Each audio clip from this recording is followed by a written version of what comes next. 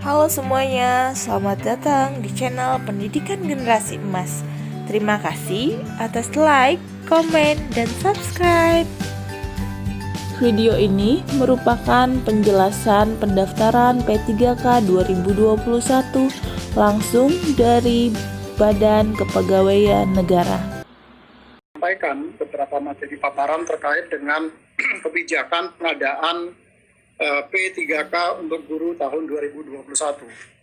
BKN sangat mendukung penuh terhadap apa yang sedang dilakukan oleh Pak Menteri Nadiem Anwar Makarim, dan BKN tentu saja akan berkomitmen untuk memenuhi kebutuhan apa yang sudah disampaikan di dalam reform beberapa kali rapat pertemuan yang sudah dibahas sebelumnya.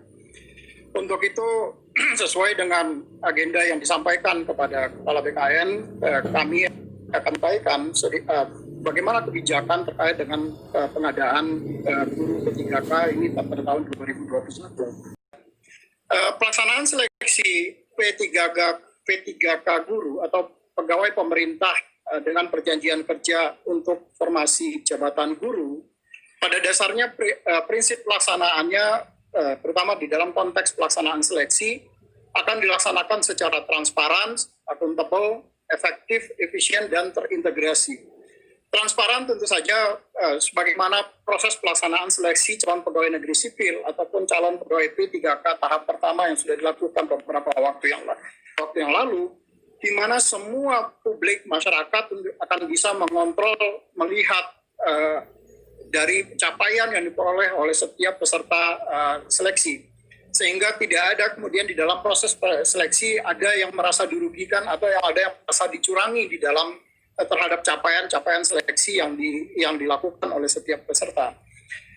Dan di dalam konteks tahapan pengadaan aparatur sipil negara, sebagaimana diatur di dalam Undang-Undang Nomor 5 Tahun 2014 tentang aparatur sipil negara, maka tahapan di dalam pelaksanaan seleksi pengadaan ASN itu dimulai dari perencanaan, yang ini sudah beberapa kali dilakukan oleh rapat-rapat pertemuannya, termasuk nanti kemudian akan diikuti dengan pengumuman lowongan yang hari ini kita lakukan kick-off-nya untuk pengumuman lowongan, kemudian nanti melakukan pelamaran, para peserta melamar kepada pemerintah tentu saja, kemudian melakukan seleksi dan pengumuman hasil seleksi serta melakukan pengangkatan atau penetapan nomor induk P3K bagi pegawai yang lolos seleksi. Dan di dalam proses seleksi ini ada beberapa instansi yang terlibat secara langsung yang tadi sudah disampaikan juga oleh Pak Teguh. Misalnya di dalam Kementerian Pan-RB itu terlibat di dalam menentukan formasi kebutuhan, berapa banyaknya formasi yang dibutuhkan untuk guru P3K ini di tahun 2021. Tadi Mas Menteri menyampaikan ada kebutuhan sampai dengan 1 juta guru. Apakah nanti 1 juta guru bisa kita penuhi sekaligus atau nanti dilakukan secara bertahap tetapi tetap tercapai 1 juta guru misalnya.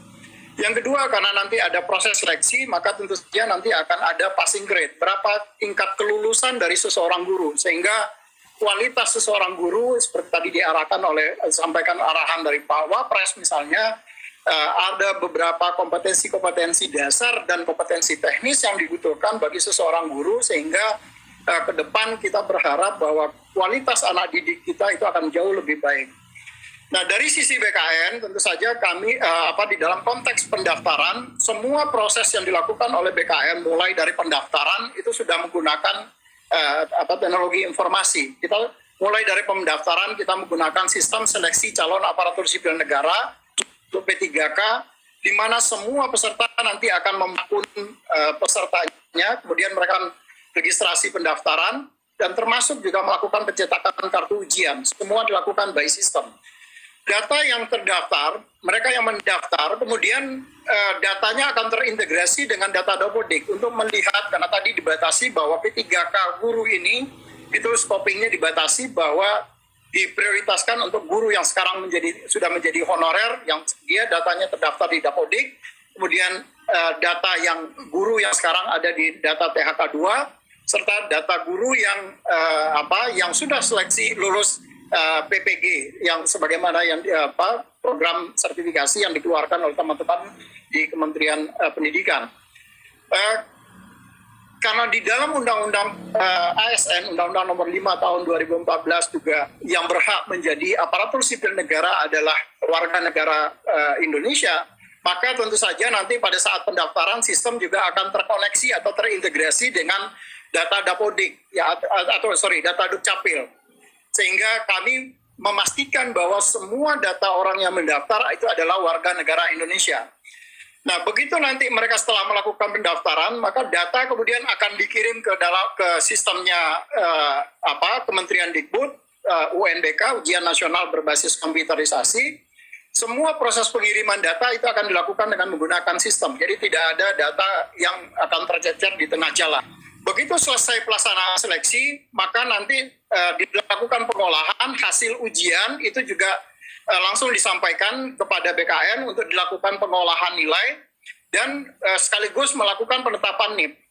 Nah, di BKN sekarang ini kita tidak lagi melakukan mencetak dengan menggunakan kertas, tetapi semua termasuk penandatanganan untuk siapa saja yang lulus sudah menggunakan tanda tangan digital yang sistemnya dikoordinasikan oleh teman-teman di Badan Cyber dan Sandi Negara.